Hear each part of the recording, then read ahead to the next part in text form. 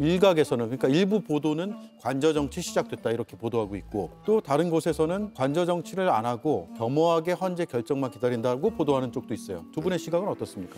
이 문제는 과거에 박근혜 대통령이 탄핵이 국회에서 의결된 이후의 어떤 행동과 비교를 해볼 수 있어요.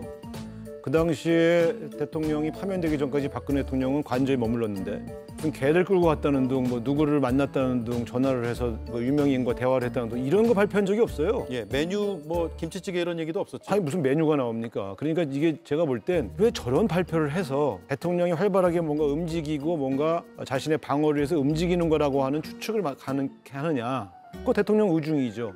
그러니까 제가 볼 땐 윤석열 대통령이 자초한 겁니다.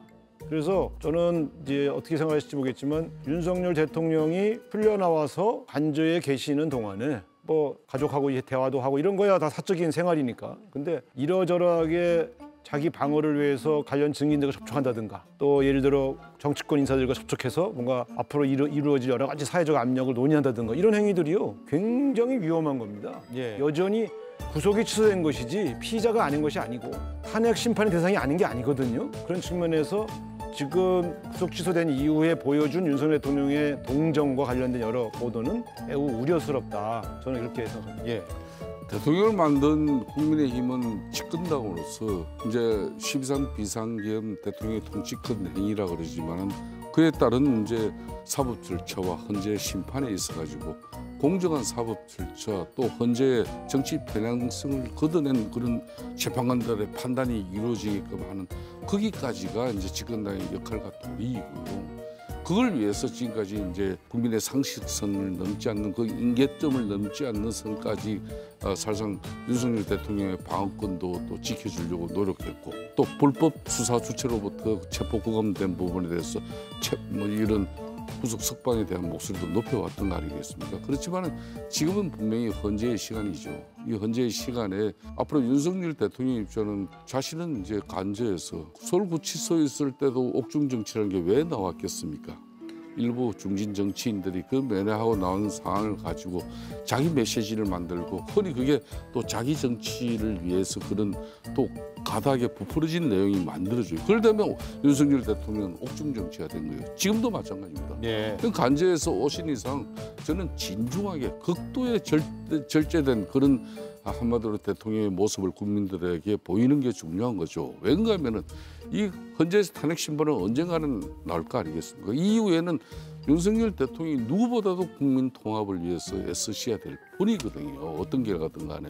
막 그런 측면에서 저는 이 관저 정치가 국민의 힘을 움직이는 그런 원천적인 힘이 거기서 나오고 또 윤석열 대통령의 포켓 정당으로서 당의 주요 당직자들이 그런 어떤 관저의 어떤 그런 분위기에 자고우면하는 그런 어떤 정당의 모습을 보인다면은 우리는 만일 하나 조기 대선 정국이 만들어진다 그러면 만에 하나 상당히 국민들에게 볼상사로운 모습이 되는 것이죠. 예. 그러니까 윤석열 대통령이 너무 국민들에게 자꾸 상대는 이재명 대표인데 이미 저기는 불변이에요. 그러면 앞으로 만에 하나 조기 대선 정국이 오더라도 윤석열 대통령이 비춰져서는 안 되죠.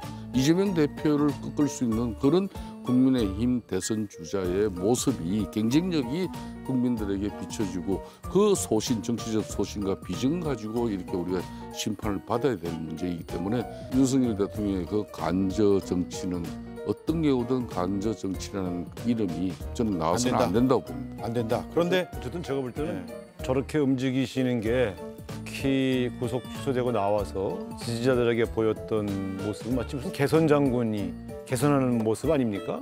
그리고 관저에서 개를 끌고 산책하는 모습을 공개한다든가 당의 지도부를 불러서 대담을 한다든가 예. 이건 일반적인 피의자 모습이 아니잖아요. 그러니까 저는 그렇게 봅니다. 저분이 저렇게 움직이면 움직일수록 국민 감정이 악화되고 만약에 탄핵이 인용돼서 조기 대선이 이루어진다 그러면 어쨌든 그 전에 구속이 다시 안 되실 가능성이 큰데 그러면 사실은 국민의힘이 엄청난 짐이 되는 거예요. 그래서 저는 도대체 자기 진영에 더 해가 되는 활동들을 하고 계시는데 그 이유를 알 수가 없다. 예. 저는 그렇게 좀 지적하고 싶습니다. 예, 오늘 아침 라디오 인터뷰 보니까 마지막 소풍 표현을 쓰셨던데요? 뭐 어차피 피의자로서 재판을 받게 되면 일시적으로 구속이 취소된 상황이지 저는 뭐 유죄 판결이 100% 난다고 보고 예. 다시 또 그러면 이제 감옥에 갇히실 텐데 짧은 기간 소풍처럼 왔다 가시는 거죠. 그러니까 예. 이게 무슨 자기가 개선 장군처럼 그렇게 움직이는 문제가 아니에요. 대한민국의 내란을 일으킨 주요 피의자 아닙니까? 좀 진중하게 대한민국의 혼란을 일으킨 자기 자신을 반성하는 모습을 보여줬으면 좋겠습니다. 예, 알겠습니다. 마지막 발언 하시겠어요?